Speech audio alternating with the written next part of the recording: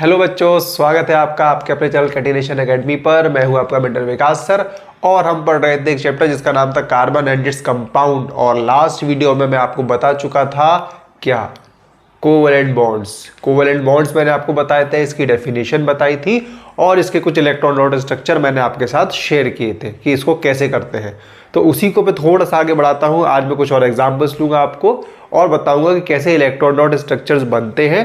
तो इस वीडियो में हम पढ़ने वाले हैं कि इलेक्ट्रॉन डॉट स्ट्रक्चर्स हाइड्रोकार्बन में हम कैसे बनाएंगे और कोवैलेंट कंपाउंड्स की या कोवैलेंट बॉन्ड्स की प्रॉपर्टीज क्या क्या होती है। हम इस वीडियो में इतना कंप्लीट करने वाले हैं।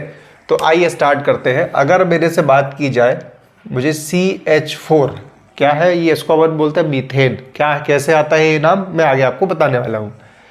मीथेन बोलते हैं। तो इसका स्ट्रक्चर बनाना है तो देखो, कार्बन का एटॉमिक नंबर 6 है तो क्या हो जाएगा 2,4 और हाइड्रोजन का एटॉमिक नंबर 1 है तो ये है 1। अब इसको अपना डुप्लेट कंप्लीट करना है और इसको क्या करना है, 4 इलेक्ट्रॉन्स की रिक्वायरमेंट है अपना ऑक्टेट कंप्लीट करने के लिए। तो ये क्या करेगा, एक हाइड्रोजन से बोलेगा तुम अपने 3 दोस्तों को और ले आओ और अपन मिलके क्या करते हैं, बॉन्ड फॉर्मेशन करते हैं। तो देखो स्ट्रक्चर कुछ इस तरह का बनता है हमारा। ये एक कार्बन था, इलेक्ट्रॉन्स मैंने इस तरह से इसको प्लेस कर दिया है। ये हाइड्रोजन, ये हाइड्रोजन, ये हाइड्रोजन और ये हाइड्रोजन ठीक है। तो देखिएगा, आप सबसे पहले डुप्लेट कंप्लीट करते हैं। तो ये यहाँ का डुप्लेट हुआ, ये इस हाइड्रोजन का डुप्लेट है, ये इसका है और ये इसका। तो देखो हाइड्रोजन के तो 2-2 इलेक्ट्रॉन कंप्लीट हो गए। अब भाई है कार्बन, तो कार्बन क्या करेगा, सबसे एक इलेक्ट्रॉन की शेयरिंग करेगा। देखो, तो आई होप सो कि आपको ये समझ में आया होगा। बहुत इजी है, कुछ भी टफ नहीं है। बस याद रखना ये सर्किल्स का बड़ा इंपॉर्टेंट रोल है। कुछ लोग सर्किल को ऐसे पूरा कर देते हैं, कुछ लोग ऐसे कर देते हैं। ये टेढ़ा बेढ़ा नहीं, कोशिश करिए जो भी इलेक्ट्रॉन्स की शेयरिंग आपको करानी है वो आमने सामने हो। तो इससे जो बॉन्ड का फॉर्मेशन होगा वो कुछ इस तरह का हो जाएगा। ठीक है, ये इस तरह का बॉन्ड बन गया। अगला कंपाउंड देख लेते हैं, मैं एक और आपको करवा देता हूँ। अगर मैं इसी को C2H6 कर दूँ, क्या कर दूँ, C2H6 कर दूँ अगर मैं, तो क्या होगा। तो देखो अभी मेरे पास अगेन 2 कार्बन है, ठीक है। अब H6 है, H6 है मतलब एक हाइड्रोजन इधर आएगा, एक इधर आएगा, एक इधर आएगा, एक इधर, एक इधर और एक इधर। मतलब पहले देखा करो प्लेसिंग कैसे कर सकते हैं। प्लेसिंग इस तरह से करिएगा कि जो स्ट्रक्चर आपका फॉर्म हो उसमें जब आप सर्किल्स, जो स्ट्रक्चर डॉट बनाएंगे आप उनको जब सर्किल में लेंगे तो वो बहुत मिसमैच ना हो। मतलब जितना क्लीन दिखेगा ना आपका स्ट्रक्चर एग्जामिनर को उतना अच्छा लगेगा, और जितना उसको अच्छा लगेगा वो उतना ही प्यार से आपकी कॉपी को चेक करेगा। तो बस बोर्ड एग्जाम में यही चीज़ होती है, आप एग्जामिनर को जितना फ्रस्ट्रेट करोगे फिर वो आपकी कॉपी में उतना ही ध्यान देगा। और ध्यान देगा तो समझ रहे हो ना, ध्यान देने से क्या होता है। ठीक है, अब देखो इस पर, इस कार्बन के 1 2 3, यहाँ पर 1 2 3 3 हो गए, पर कार्बन में कितने होते हैं 4, तो 1 और 1। तो ये लो कार्बन की भी 4 बॉन्ड्स हो गए। अब सबसे पहले मैंने क्या बोला, अपन डुप्लेट्स कंप्लीट करते हैं। तो ये मैंने क्या कर दिया, सबसे पहले मैंने हाइड्रोजन के डुप्लेट्स पूरे कर दिए। ठीक है क्लियर। अब आया कार्बन की बारी आई। तो इस कार्बन पर क्या हो गया, 4 अपना था, 1 2 3 4 इसका हो गया।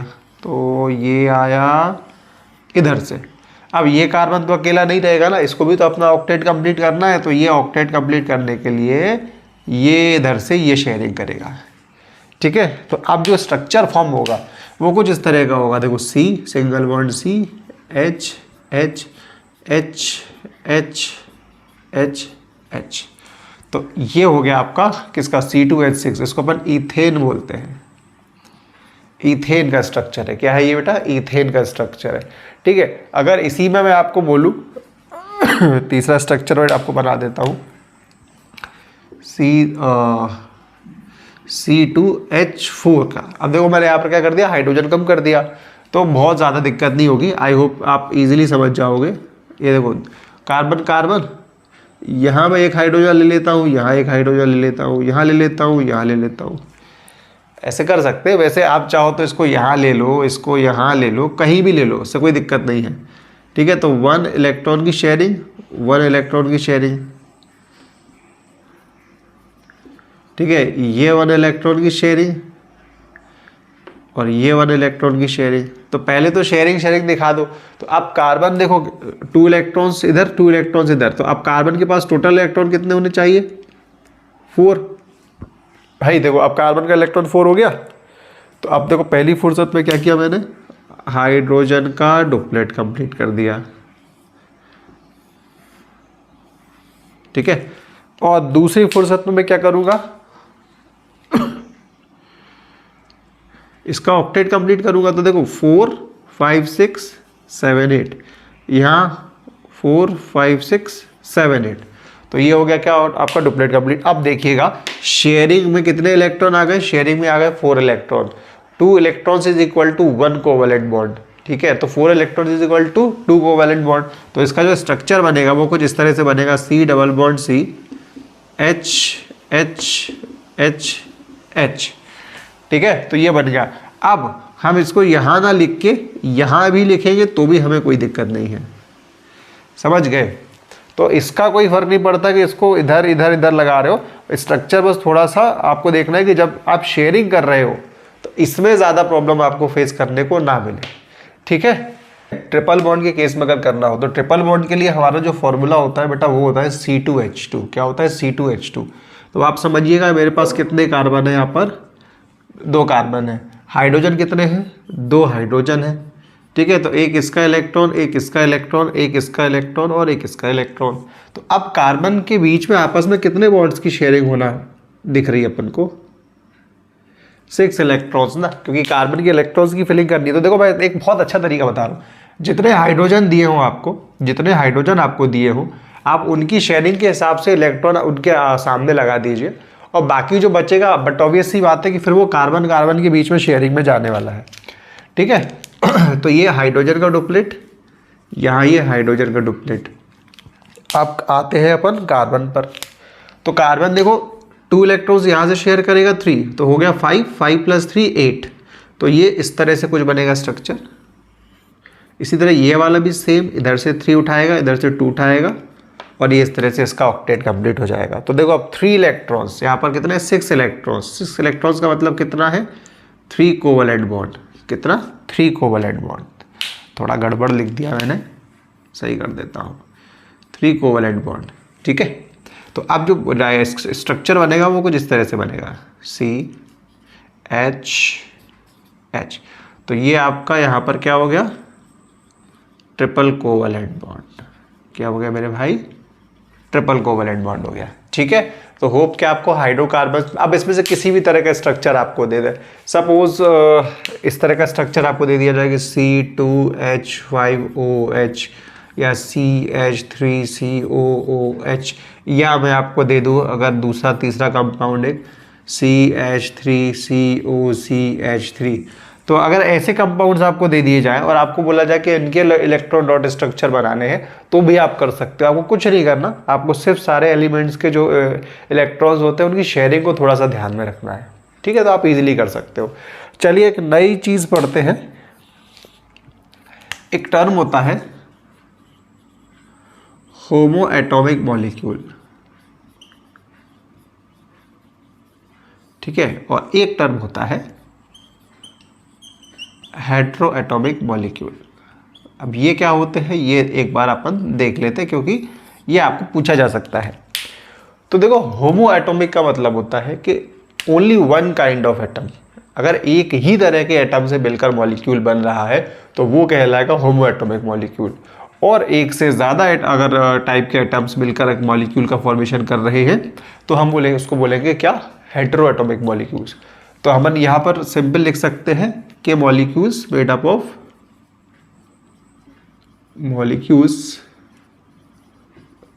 Of only one kind of atom. जैसे एग्जांपल आप समझना, H2, 2 हाइड्रोजन है और दोनों सेम ही है, मतलब हाइड्रोजन तो सेम ही है ना, दोनों हाइड्रोजन है। O2 है, N2 है, F2 है। तो ये सारे क्या कहलाते हैं, ये होमो एटॉमिक होते हैं। क्या होते हैं ये, होमो एटॉमिक होते हैं। और हेट्रो एटॉमिक में क्या होगा, molecules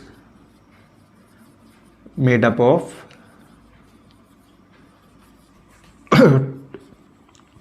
2 or more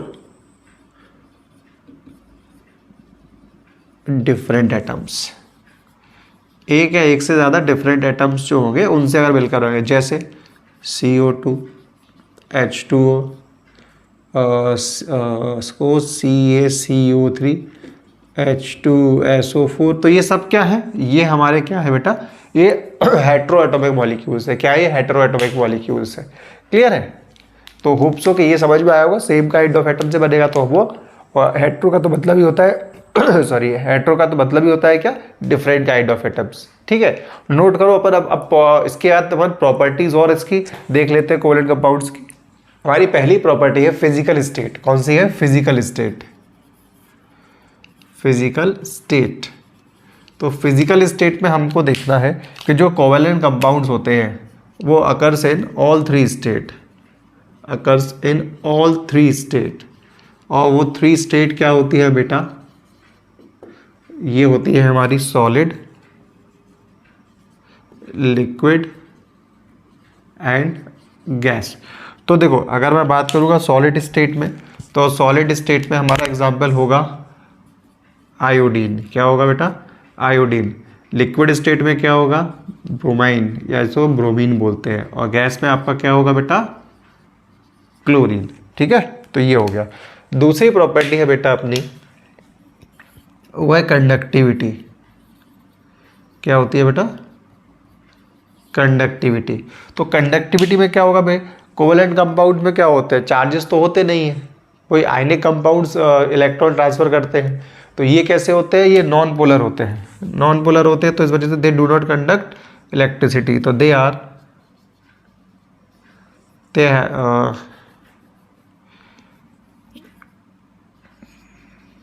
due to non polar, क्या, नॉन पोलर नेचर, दे मतलब ionic compounds, do not conduct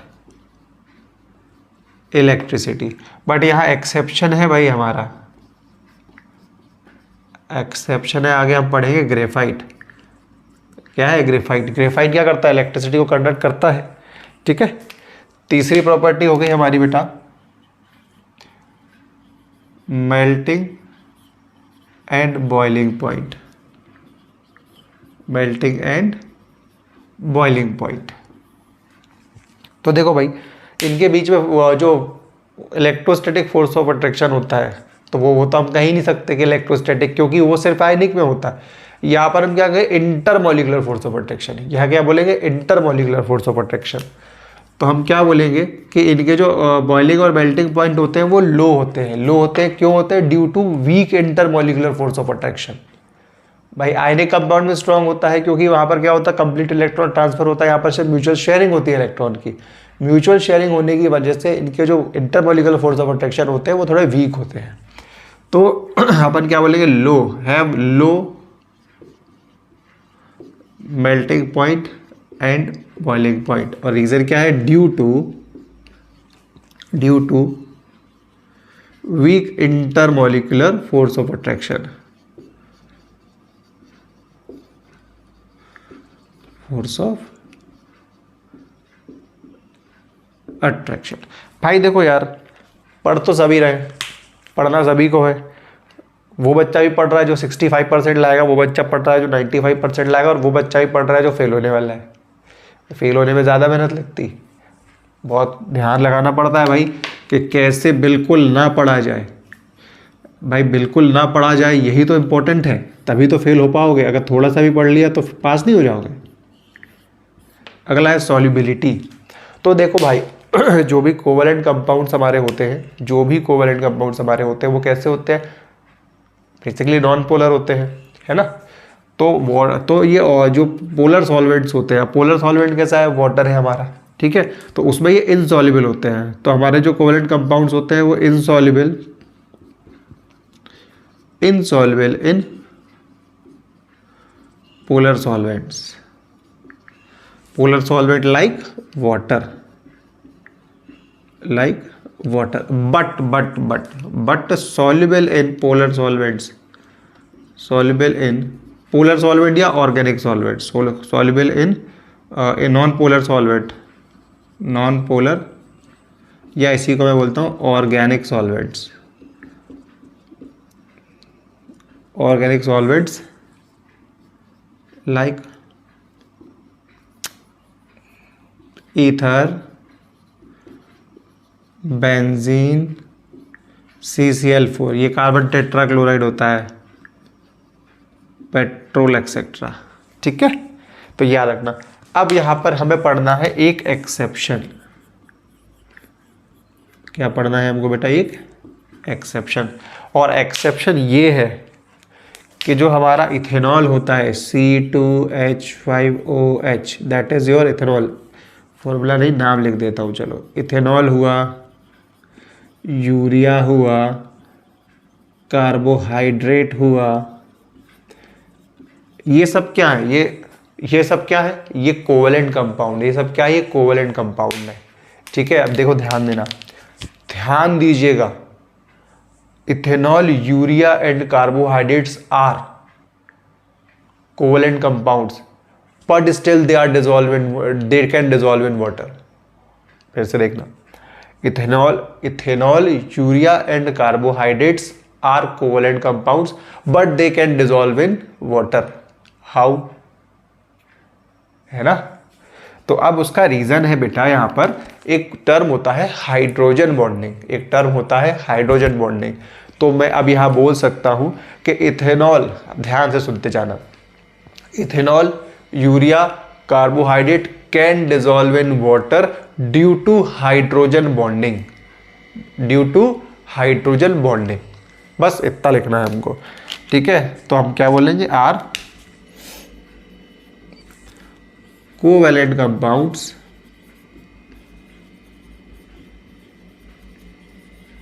but can dissolve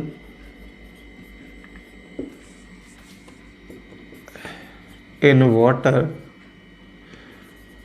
due to hydrogen bonding, due to hydrogen bonding. ठीक है, क्लियर है भाई? तो ये समझ में आया। तो हाइड्रोजन बॉन्डिंग होने की वजह से जो इथेनॉल है वो वाटर में डिसॉल्व होता है। अब सोचो, अगर इथेनॉल वाटर में डिसॉल्व नहीं होता तो कितनी महफिलें बनी नहीं पाती भाई। ये इथेनॉल क्या है बेसिकली कहा जाए तो ये हमारा अल्कोहल है। और आपको पता है दुनिया में सबसे ज़्यादा कंट्रीब्यूशन इकोनॉमी में कौन कर रहा है? हमारा इथेनॉल कर रहा है, अल्कोहल कर रहा है। भाई आपने देखा नहीं था लॉकडाउन के टाइम पे, भाई गवर्नमेंट क्या करे, कुछ बेचे ना बेचो, अल्कोहल ज़रूर हम बेचेंगे। क्यों? क्योंकि उससे बहुत ज़्यादा क्या आता है? टैक्स आता है। और टैक्स आने की वजह से उन्होंने कहा भाई कुछ तो आना चाहिए पैसा, खर्चा कैसे चलेगा? ठीक है, तो ये सब खैर चीज़ें चलती रहती है, अलग अलग चीज़ें हैं। बट ये है कि हाँ, इथेनॉल वाटर में डिसॉल्व हो सकता है क्योंकि वहाँ पर जो हाइड्रोजन है, वो वाटर के ऑक्सीजन के साथ हाइड्रोजन बॉन्डिंग बना सकता है, बना रहा होता है। ठीक है, तो इस वजह से क्या होता है, ये इसमें डिसॉल्व। इसी तरह यूरिया, कार्बोहाइड्रेट, भाई यूरिया तो क्या है, यूरिनेशन में हम रिलीज करते हैं तो वो भी डिसॉल्व ही तो है। और इसी तरह कार्बोहाइड्रेट, तो ये तो हमारे फूड प्रोडक्ट्स में अवेलेबल होता है। ठीक है, तो आई होप सो कि आपको आज का लेक्चर समझ में आया होगा। ठीक है, नहीं आया है तो इसको थोड़ा सा एक बार और देखिएगा, ध्यान से देखिएगा और अच्छे से समझिएगा, क्योंकि कोई भी टफ लैंग्वेज मैंने यूज़ नहीं की है। ठीक है यार, बाकी के चैनल का सब्सक्रिप्शन अब थोड़ा बढ़ना शुरू हो गया है, बट आई होप कि आप और ज़्यादा तेज़ी से आप इसको हेल्प करेंगे बढ़ाने में। तो सब्सक्रिप्शंस को बढ़वाइए, फ्रेंड्स के साथ अपने इस वीडियो को शेयर कीजिएगा। ठीक है, और बहुत अच्छे से पढ़ना है, बहुत अच्छे से पढ़ते रहिए। मेरे साथ जितने बच्चे इस वीडियो को देख रहे हैं, मैं मान के चलता हूँ कि वो सारे के सारे चैम्पियंस हैं, वो सारे के सारे चैम्पियंस हैं और उनकी नॉलेज बहुत अच्छी है। बस यही होता है ना, एक मम्मी कहती है कि हमारा लड़का पढ़ने में तो बहुत अच्छा है, पढ़ता नहीं है। तो बस वही बात जो है ना कि सबको लगता है कि पढ़ने में अच्छा है और पढ़ता नहीं है, तो बस वो क्यों नहीं पढ़ता है वाला जो एक फैक्टर है ना, बस वो हमें अपना निकालना है। वो क्यों नहीं पढ़ता वाला फैक्टर निकाल दो यार। कहते हैं ना कि एक कहावत है, सफलता तभी मिलती है, सफलता तभी मिलती है जब सपनों को पूरा करने के लिए आप सिर्फ सपने देखते नहीं हो, उनके पीछे भागते भी हो। और उनके पीछे भागने का मतलब होता है मेहनत। सफलता का कोई सब्स्टिट्यूट नहीं होता, ध्यान रखना। सक्सेस का कोई सब्स्टिट्यूट नहीं है सिवाय हार्ड वर्क के। तो अगर हार्ड वर्क करोगे तो ही सक्सेस मिलेगी। और मैं भाई गारंटी से बोल रहा हूँ, हार्ड वर्क करोगे तो तुम्हारी सक्सेस तुम्हारे हाथों से कोई छीन नहीं सकता। तुम्हारी सक्सेस तुम्हारे हाथों से कोई नहीं छीन सकता जब तक कि तुम अगर हार्ड वर्क कर रहे हो। भाई यार, लोग कहते हैं ना कि बहुत सारे बच्चे एग्ज़ाम्स देते हैं, किसी का आईआईटी में नहीं हुआ, किसी का नीट में नहीं हुआ, तो वो क्या करते हैं, वो टीचर अच्छा नहीं पढ़ाते थे, हमारी ये सब्जेक्ट की क्लासेस नहीं लगी, हमने वो नहीं किया। अरे भाई ईमानदारी से सोचना, क्या तुमने ईमानदारी से पढ़ा था? क्या तुमने 1 महीने में 10,000 क्वेश्चन सॉल्व किए थे जब आईआईटी नीट की तैयारी कर रहे थे? नहीं किए थे। तो क्या होता है ना, जब हमें सफलता नहीं मिलती, जब हम सक्सेसफुल नहीं होते, तो हम बहुत सारे हमारे पास एक्सक्यूजेस होते हैं खुद को देने के लिए और दूसरों को देने के लिए। बट पता है, अंदर से एक आवाज़ हमेशा आती है कि यार तैयारी नहीं की थी ढंग से। तो क्या होता है, अपने आप को आप प्रोटेक्ट करने के लिए ये सारी चीज़ें लाते हो। तो जिस दिन ध्यान रखिएगा भाई, अब देखो बहुत ज़्यादा भाषण नहीं देना मेरे को, सिंपल चीज़ें समझा रहा हूँ, लास्ट मिनट्स का मोटिवेशन होते हैं जो शायद आपको पढ़ाई में थोड़ा हेल्प करेंगे। याद रखना भाई, जिस दिन आपने खुद को एक्सक्यूजेस देना बंद कर दिया और स्ट्रिक्टली, मतलब कहते हैं ना मन की लड़ाई, मन पर जीत पाली, उस दिन आप समझ लेना कि आप अपने सक्सेस के रास्ते पर बढ़ चुके हो। बस क्लियर है? तो इन्हीं के साथ मैं अपनी बातों को खत्म करता हूं। मिलते हैं पर अपने नेक्स्ट वीडियो में कुछ नए टॉपिक के साथ। तब तक के लिए बाय बाय।